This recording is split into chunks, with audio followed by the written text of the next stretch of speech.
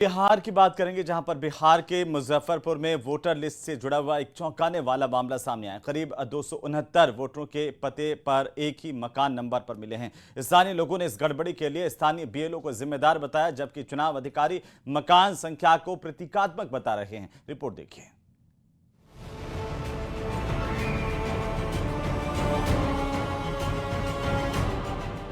मुस्ताक मियां, मकान संख्या 27, बलराम राय, मकान संख्या 27, अमिता कुमारी, मकान संख्या 27, दिनेश सिंह, मकान संख्या 27, ठाकुर सिंह, यादव, राय, अग्रवाल, वर्मा, शाह, श्रीवास्तव, सभी के मकान का नंबर है 27। यहाँ तक कि मुस्ताक मियां और पीटर का मकान नंबर भी 27 है। सामाजिक समानता और धर्मनिरपेक्षता का उदाहरण देना होता तो इससे सटीक और बेहतरीन उदाहरण नहीं मिलता, लेकिन एक ही मकान में 269 मतदाताओं का नाम बिहार में एसआईआर प्रक्रिया के बाद जारी ग्राफ में दिखाया गया है। आपका मकान संख्या कौन सा है? 184 है। मकान संख्या 27। इसमें मकान संख्या 27। अच्छा, उसी में आप मुस्ताक हैं जो 27 में रह रहे हैं, कोई यादव है जो उसी में रह रहे हैं, कोई सिंह है, कोई पीटर है। इसकी जानकारी आपको है? अभी हुआ है, बोलिए अभी हुआ है। अभी हुआ है। पहले से नहीं पता था कि आप लोग का मकान। अच्छा, ऐसे मकान संख्या आपका कितना है पता है? 184 है मकान। यह है मुजफ्फरपुर के भगवानपुर का उत्क्रमिक मध्य विद्यालय। चुनाव आयोग के रिकॉर्ड में ये स्कूल बूथ नंबर 370 के नाम से रजिस्टर्ड है। इस बूथ के 369 वोटरों के घर का पता मकान नंबर 27 बताया गया है। न्यूज 18 इंडिया ने इन गड़बड़ियों को लेकर जब चुनाव अधिकारी से बात की तो उन्होंने मकान संख्या को प्रतीकात्मक बताया और इसे पुरानी गड़बड़ी का हिस्सा कहा। गृह संख्या तथा अन्य मामले हैं, उसको एसआईआर के दौरान इन मुद्दों पे, इन बिंदुओं पे जांच नहीं होती थी। तो एसआईआर के दौरान गृह संख्या में कोई बदलाव या फिर कोई तहकीकात इन मामलों में नहीं की गई थी, तो उस वजह से कोई अंतर नहीं आया। जो एक साथ 7 जनवरी 2025 की सूची और उससे पहले की सूचियां, वो सभी में यही मामला था और एसआईआर में सिर्फ मतदाताओं की जांच हुई और ये सब बिंदुओं पे जांच नहीं हुई, जिस कारण से ये है। इन दावों की पड़ताल के लिए न्यूज 18 इंडिया ग्राउंड जीरो पर पहुंचा तो दावे सच साबित हुए। गांव के लोगों ने इसे बीएलओ की गलती बताया। आप लोग को पहले से कोई मकान नंबर मिला था कि नहीं मिला था? वो मिला था मकान नंबर, पर याद नहीं है, कुछ होगा। अभी आपको अपना मकान नंबर याद नहीं? लिस्ट से देख लिया जाता है कि हाँ, अभी आपका जो है, आपके परिवार का भी किसी का नाम 27 सबका है, मेरा है, खुद है, पूरा परिवार, पूरे गांव बोल रहे हैं तो आप 27 नंबर में? हाँ, 27 नंबर मकान में पूरा गांव है। अच्छा, आपका क्या नाम बताए हैं? मेरा नाम ओम प्रकाश कुमार हुआ। अच्छा, कुछ यादव भी हैं, कुछ सिंह भी हैं, कुछ पीटर हैं, कुछ मियाँ, सब टाइटल उपनाम लिखा है। ये है। अच्छा, ये भी इसमें शामिल है? इसमें क्या लगता है ये गड़बड़ी कैसे हो गई? ये गड़बड़ी आप समझिए क्या बीएलओ का है। नहीं पता था। सूची जारी होने के बाद बीएलओ सविता देवी सवालों के घेरे में है। न्यूज 18 इंडिया की टीम ने बीएलओ सविता देवी से फोन पर बात करने की भी कोशिश की, लेकिन उन्होंने सभी आरोपों से पल्ला झाड़ लिया। मिलने की कोशिश की तो मोबाइल नंबर बंद कर लिया। कुल मिलाकर जो है 269 लोग 27 नंबर मकान में रह रहे हैं। ये देखिए, ये सिर्फ अब बीएलओ को ही प्रॉब्लम में, अगर बीएलओ को बारे में बता सकते हैं कि बीएलओ का कारण हुआ है, तो ऐसा नहीं है। बीएलओ नहीं, ये सिस्टम, ये पूरे सिस्टम जो नहीं, ये जो सिस्टम अभी काम करवा रहा है, ये सरकार जो काम करवा रही है, वो सिस्टम के कारण नहीं है। क्योंकि यहाँ से जो भी ऑनलाइन जब आवेदन होती है तो वो 27 नंबर गृह संख्या भर लेता है, वो जिस पे जांच नहीं होता, बीएलओ को पता नहीं चलता है, तो बीएलओ कैसे बताएगा कि हाँ किसका घर कहाँ है, क्या है। मुजफ्फरपुर के भगवानपुर में एक ही मकान नंबर 27 के नीचे सैकड़ों वोटरों के नाम दर्ज होना चुनावी व्यवस्था की पारदर्शिता पर बड़ा सवाल खड़ा करता है। चुनाव अधिकारी से पुरानी गड़बड़ी बता रहे हैं, लेकिन लोगों का कहना है कि ये जमीनी स्तर की लापरवाही का नतीजा है। तो चलिए, अब बात उस मुल्क की जो आतंकवाद को लेकर के पूरी दुनिया में कुख्यात है और आधी दुनिया को न्यूक्लियर बम से उड़ा देने की धमकी देने वाले पाकिस्तान के फील्ड मार्शल आसिम मुनीर अब अमेरिका में ही घिर गए हैं। अमेरिका की धरती से न्यूक्लियर अटैक पर बयान देने के मामले में अब खुद की अमेरिकी ही आसिम मुनीर को खरी खोटी सुना रहे हैं। ये रिपोर्ट देखिए।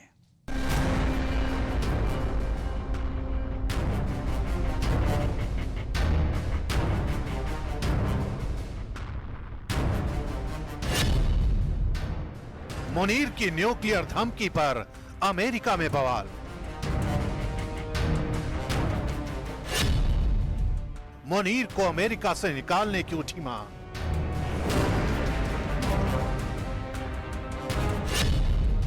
अमेरिका को कैसे मंजूर पाकिस्तान के जहरीले बोल।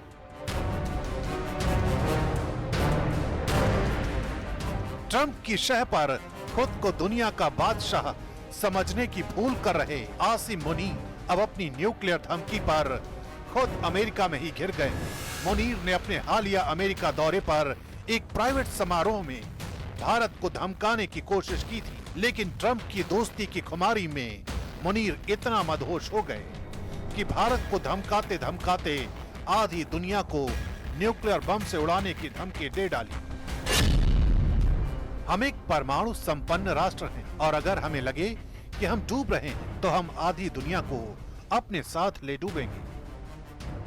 मुनीर के इस वाहियात बयान की अब हर तरफ आलोचना हो रही है। भारतीय विदेश मंत्रालय ने भी मुनीर के इस बयान को पाकिस्तान की असलियत बताया है।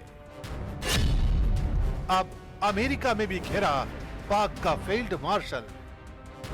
हैरानी की बात तो ये है कि मुनीर ने अपने ही जहर बुझे बयान के लिए उस अमेरिका की धरती का इस्तेमाल किया जो खुद दुनिया भर के देशों को न्यूक्लियर हथियार बनाने के खिलाफ ज्ञान देता है। अमेरिका ने भी इस पर निराशा जताई है कि मुनीर ने एक तीसरे मित्र देश की धरती को अपने फायदे के लिए इस्तेमाल किया। मुनीर की इस हरकत से पूरा अमेरिका सन्न है। तमाम थिंक टैंक्स, राजनेता और पॉलिटिकल एनालिस्ट मुनीर को पानी पी पी कर कोस रहे हैं। In many ways, Pakistan's rhetoric, the field marshal's rhetoric, is reminiscent of what we've heard from the Islamic State and from Osama bin Laden. This should not stand. There is absolutely no reason anymore why the United States should consider Pakistan a major non-NATO ally.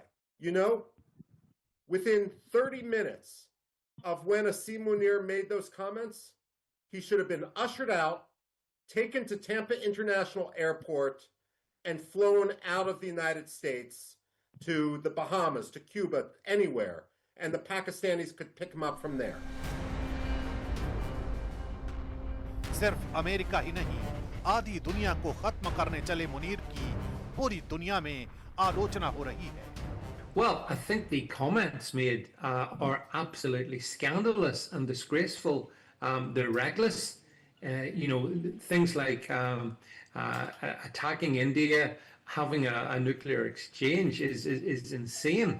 So I think these comments have to be absolutely castigated. I think India's response has been, as I would expect, measured and coherent. But let's not sugarcoat this. I mean, this guy went to Florida in the US and made these incredibly inflammatory comments, and he shouldn't be allowed to get away with it. Bilawal ने भी मिलाया मुनीर के सुर में सुर। सामने आई सिंधु जल समझौते पर पाकिस्तान की बौखलाहट।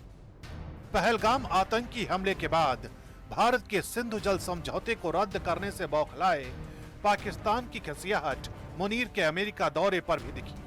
मुनीर ने भारत को धमकी देते हुए कहा, भारत का सिंधु जल संधि को निलंबित करने का फैसला 25 करोड़ लोगों को भूखमरी के खतरे में डाल सकता है। हम इंतजार करेंगे कि भारत बांध बनाए और जब वो ऐसा करेगा तो फिर हम उसे 10 मिसाइलों से फारिग कर देंगे। अब मुनीर के सुर में पाकिस्तान के पूर्व विदेश मंत्री बिलावल भुट्टो ने भी अपना सुर मिला दिया है।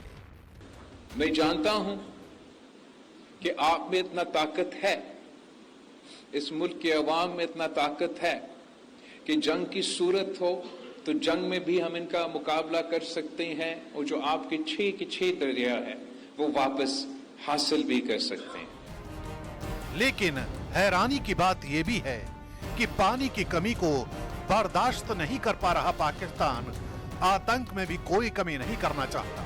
यही वजह है कि दुनिया भर में इज्जत पाने की चाह रखने वाला पाकिस्तान दुनिया के सबसे भयावह मुल्कों में शामिल है। 15 अगस्त को पूरा देश जहां 79वां स्वतंत्रता दिवस मनाएगा, वहीं हमारे हिमवीर भी विषम परिस्थितियों में देश की सीमाओं की रक्षा कर रहे हैं। इन जांबाज जवानों की कड़ी ट्रेनिंग और तैनाती के बारे में एक खास रिपोर्ट।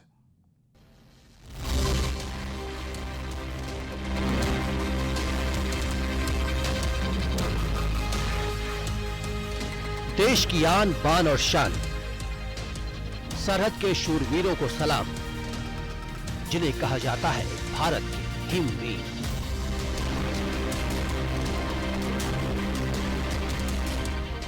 पूरा देश अपनी आजादी का जश्न मना रहा है। हम खुली हवा में सांस लेते हैं, चैन से अपने घरों में रहते हैं, क्योंकि हमारे पीछे खड़े हैं हमारे जवान। देश की रक्षा के लिए सरहद पर 24 घंटे तैनात रहते हैं, जिससे दुश्मन की सभी चालें धरी की धरी रह जाती हैं। आज हम बात करेंगे आईटीबीपी फोर्स की। आईटीबीपी के जवानों को यूं ही हिमवीर नहीं कहा जाता, क्योंकि ये विषम परिस्थितियों में अपने पराक्रम से दुश्मनों पर भारी पड़ते हैं। देश जब प्राकृतिक आपदा से गुजरता है तो आईटीबीपी के जवान अपनी मजबूत इच्छा शक्ति से मुसीबत में फंसे लोगों की उम्मीद बन जाते हैं। इन जाबाज जवानों की कड़ी मेहनत और साहस को देश का सलाम है, क्योंकि देश की रक्षा ही इनका धर्म है। आईटीबीपी का जवान कड़ी ट्रेनिंग से गुजरता है, जो आसान नहीं होती। उत्तराखंड की सुनहरी वादियों वाले ओली, जहां साल भर सैलानियों का मेला लगा रहता है, यहीं तैयार होते हैं भारत के ये हिमवीर। ओली के पर्वतारोहण स्कीइंग संस्थान MITS में आईटीबीपी के जवानों को कठोर ट्रेनिंग दी जाती है। कितना टफ है? आप यहाँ पे लगातार कर रहे हैं तो कितना टफ है? वो प्रयास करते करते हो जाता है। शुरू में मतलब फिजिकली करना पड़ता है और शुरू में काफी टफ होता है, लेकिन जैसे जैसे हम करते जाते हैं और बाद में बहुत इजी लगने लगता है। तो आपने देखा कि किस तरीके से यहाँ पे जो विषम परिस्थितियां हैं पहाड़ों की, उसके अनुरूप इन जवानों को डाला जाता है। ये संस्थान दूसरे सुरक्षा बलों के जवानों को भी प्रशिक्षण देता है। यहाँ जवानों को ऊंचे बर्फीले पहाड़ों पर चढ़ने, बर्फ में स्कीइंग करने की ट्रेनिंग दी जाती है। जब हालात या यूं कह ले कि मौसम प्रतिकूल होता है, तो इन्हें विषम मौसम के बीच कैसे जीवित रहना है, इसकी कला भी सिखाई जाती है। यहाँ पे आईटीबीपी के अलावा BPRND जितने भी पैरामिलिट्री फोर्स के जवान हैं, इवन की कभी कभी आर्मी के जवानों को भी हम यहाँ पे प्रशिक्षण देते हैं। चौहान साहब, एक आखिरी सवाल यह है कि जिस तरीके से हमारे पूरे इलाके की अगर बात करें तो आपदा प्रभावित है ये पूरा क्षेत्र, कभी भी कुछ भी हो जाता है, तो किस तरीके से मूवमेंट यहाँ से होते हैं, ट्रेनिंग के पार्ट क्या क्या है सर? अब विशेष तौर पर अगर आपदा को लेकर चलें, हमारे यहाँ पे एक रेस्क्यू टीम 24 घंटे तैयार रहती है। किसी भी प्रकार की आपदा आने पे, कहीं से भी हमें कोई भी कॉल आता है, तो आईटीबीपी ही फर्स्ट रिस्पॉन्डर है, जो कि किसी भी प्रकार की आपदा आने पे सबसे पहले वहाँ पे रेस्क्यू के लिए पहुँचती है। तो आप देखिए किस तरीके से यहाँ पे अभी ट्रेनिंग का पार्ट चल रहा है। ट्रेनिंग यहाँ पे प्रत्येक जवानों को कराई जाती है, और ये वही आईटीबीपी के जवान हैं जो प्रत्येक क्षेत्र में पहुंचते हैं, चाहे युद्ध हो, प्राकृतिक आपदाएं हो, और वहां पे विशेष तौर की ट्रेनिंग लेने के बाद राहत और बचाव कार्य में जुटे रहते हैं। आईटीबीपी के जवान सिर्फ सीमा पर ही नहीं, बल्कि प्राकृतिक आपदाओं के समय भी सबसे आगे रहते हैं। इस ट्रेनिंग का मकसद जवानों को किसी भी आपात स्थिति का सामना करने के लिए तैयार किया जाता है, चाहे वो लैंडस्लाइड हो, बाढ़ हो या फिर एवलांच की घटना हो। लोगों की जान बचाने के लिए जवानों को तैयार किया जाता है। 5 अगस्त को उत्तरकाशी के धराली में भयंकर तबाही हुई। पिछले कई दिनों से रेस्क्यू ऑपरेशन ने तेजी पकड़ रखी है। इसमें सेना के साथ मिलकर आईटीबीपी के जवान दिन रात रेस्क्यू के काम में लगे हैं, जहां फंसे लोगों को सुरक्षित निकाला जा रहा है। चमोली में आई कई प्राकृतिक आपदाओं में इस संस्थान का विशेष योगदान रहा है। चाहे वो 2013 की केदारनाथ आपदा हो या साल 2021 की चमोली में आई त्रासदी हो, या फिर नंदा देवी पर्वत पर लापता हुए पर्वतारोहण दल को खोजने का अभियान हो, इन सभी में इसी संस्थान से ट्रेनिंग लिए जवानों ने जान जोखिम में डालकर लोगों को बचाया। तिब्बत सीमा पुलिस बल का ये पर्वतारोहण और स्कीइंग संस्थान जो कि ओली में है, ये 1978 का इंस्टीट्यूट है, और बेसिकली यहाँ पे हम जो हमारे फोर्स के जवान हैं और लोग हैं, उन सबको हम यहाँ पे पर्वतारोहण और स्कीइंग की ट्रेनिंग देते हैं।